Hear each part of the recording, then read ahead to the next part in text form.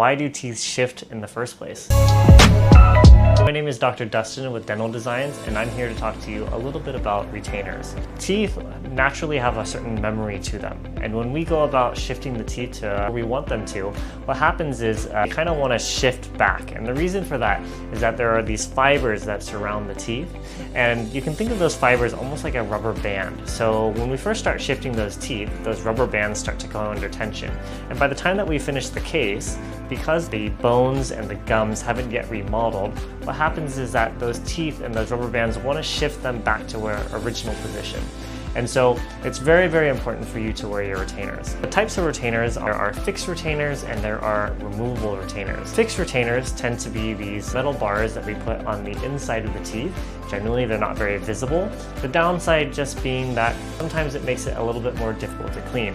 However, the nice thing about it is that they're working all the time. You don't have to worry about putting them in to make sure that your teeth don't shift. They're always there. On the other hand, there are removable retainers. And those removable retainers come in a variety of materials. Some of them are clear material similar to the aligners. Other ones are metal and plastic. And so the benefit of those is that you can take them off, you can brush, you can clean as you normally would. However, you have to make sure that you're very compliant with them. The best way to take care of retainers is with soap and water. Definitely don't want to use any toothpaste. Toothpaste does contain an abrasive that can lead to scratches on the retainers, which will cause more bacterial buildup. And about once a week, you should probably use cleaning crystals that you can allow the retainers to soak in for a while to be able to clean them. I'll also show you a demonstration on how to do it yourself.